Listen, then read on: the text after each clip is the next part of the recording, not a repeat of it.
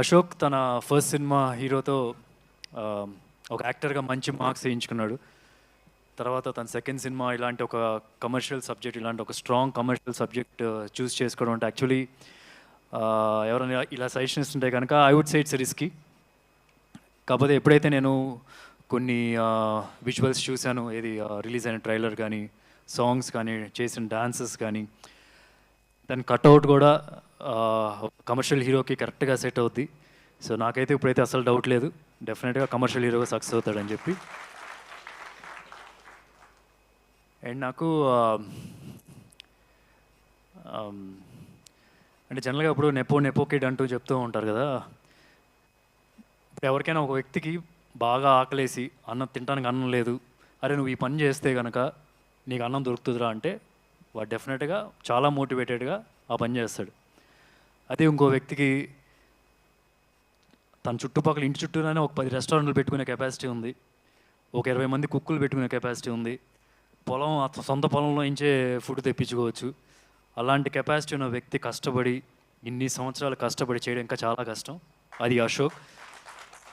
నేను చూస్తున్న ఆల్మోస్ట్ ఒక 8 years నుంచి తను ఎవ్రీడే పెట్టే ఎఫర్ట్ నేను చూస్తూనే ఉంటా. నాకు ప్రియా ద్వారా తెలుస్తూనే ఉంటుంది ఎంత కన్సిస్టెంట్గా డీవియేషన్ లేకన్నా ఒకే ఒక ఫోకస్ హీరోగా సక్సెస్ అవ్వాలని చెప్పి. సో అది చాలు, డెఫినెట్గా సక్సెస్ అవుతాడు ఒకరోజు. ఈ సినిమా అనా కాకపోతే నెక్స్ట్ సినిమా అయినా సరే, ఎప్పుడైనా సరే ఒకటైతే ఫిక్స్, మంచి హీరోగా సెటిల్ అయిపోతాడు ఇక్కడ. So all the very best. And ఇంకొకటి, ఈ ఫిల్మ్లో నీ పేరు కృష్ణనా? సో మంచి సపోజ్ వచ్చుగా అయితే. అండ్ ఇందాక చెప్తున్నాడు మహేష్ రావడం కుదరదు, ఆబ్వియస్లీ మీకు అందరికి తెలిసిన రీజన్స్. కాబట్టి నాకు మహేష్ లేని లోటు అస్సలు, మహేష్ రాలేదన్న లోటే లేదు. ఏంటంటే మహేష్ తన సినిమాల ద్వారా ఇక్కడే కనిపిస్తున్నారు. ఇప్పుడు ఆయన సూట్ వేసుకున్నాడు రిషిలాగా, అండ్ పోఖ్రీలాగా ఇందాక ఒక టీషర్ట్ వేసుకోవడం చూశాను, అండ్ సూర్యాబాయ్ లాగా ఒక అతను చెక్స్ షర్ట్ వేసుకొని ఇప్పుడు నవ్వుతున్నాడు ఆయన. యా, సో అందరూ కనిపిస్తున్నారు. సో మహేష్ చేసే సినిమాల ద్వారా ఆ క్యారెక్టర్స్ని మీరు అందరు ఇంటికి తీసుకెళ్ళిపోయారు, అలాగే ఇక్కడ కూడా తీసుకొచ్చారు. సో మహేష్ ఇక్కడ లేడు, ఇక్కడే ఉన్నట్టే మాకు లేకపోయినా సరే. అండ్ దాని తర్వాత ఈ cinema producers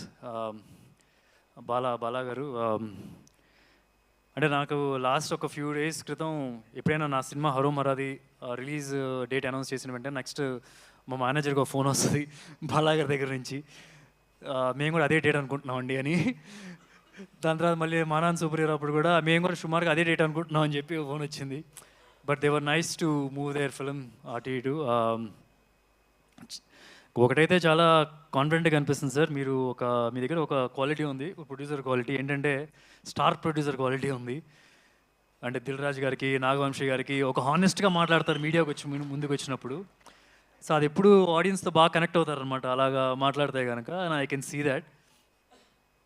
so all the very best. చాలా సినిమాలు చేయాలి మీరు ఇక్కడ ఇండస్ట్రీలో.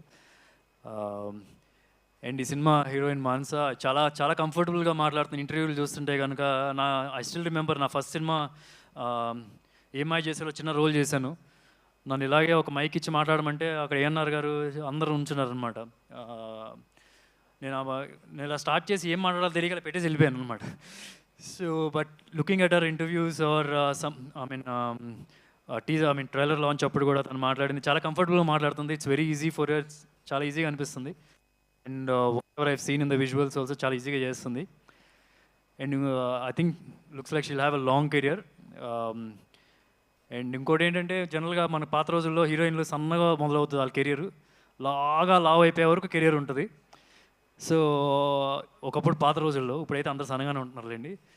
సో ఈ అమ్మాయి చూస్తే ఇంకా చాలా సన్నగా ఉంది, చాలా లాంగ్ కెరియర్ ఉంటుందని చెప్పి ఆమె పర్సనాలిటీ చూస్తే కూడా తెలుస్తుంది.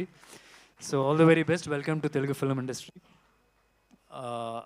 అలాగే ఈ సినిమా డైరెక్టర్ అర్జున్ చాలా కాన్ఫిడెంట్గా ఉన్నారు, చాలా హానెస్ట్గా మాట్లాడారు. ఇదే హానెస్టీ మీ సినిమా మేకింగ్లో ఉందంటే డెఫినెట్గా ఆడియన్స్ అందరూ కనెక్ట్ అవుతారు. So all the very best you sir. And ఎక్కడో నాకేంటంటే బోయపాటి గారి రిఫరెన్స్ కనిపిస్తుంది. నా చిన్నప్పుడు ఏంటంటే నేను ఎప్పుడు ఒక ఫీల్ అయిపోయాను, అంటే ఒక థియేటర్లో సినిమా చూసి వచ్చిన తర్వాత ఇంటికి వెళ్ళిన తర్వాత కమర్షియల్ సినిమా అనగానే ఇలా అన్నప్పుడు బొక్కలు ఊగుతూ ఉంటాయి. నేను ట్రై చేస్తుండేవాడిని ఇంటికి వెళ్ళి అని. సో సినిమాలోకి వచ్చిందో అర్థమైంది, కొద్దిగా స్లోమో షాట్స్ ఉంటాయి అప్పుడు దానిలో కుదురుతాయి అని. సో ఐ కెన్ సీ పక్కా కమర్షియల్. ఐ మీన్ బోయపాటి గారి సినిమాలో కూడా అది కనిపిస్తూ ఉంటుంది జనరల్గా. అండ్ అండ్ ఇంకెవరు మర్చిపోయారు. And Prashanth, thanks for giving this script to Ashok. నేను సైమా అవార్డ్స్కి వెళ్ళినప్పుడు వీ వర్ ట్రావెలింగ్ టుగెదర్, ఒక 2 hours we were travelling in a car ఎయిర్పోర్ట్కి వెళ్ళి అప్పుడు కూడా హీ వాస్ టెలింగ్ మీ ఎంత బాగుంటుంది ఈ స్క్రిప్ట్ అనేది. Thank you so much for giving this story to Ashok and supporting the film. And I wish the entire cost and crew all the very best. Please November 22nd థియేటర్స్లోనే చూడండి ఈ సినిమాని. Thank you.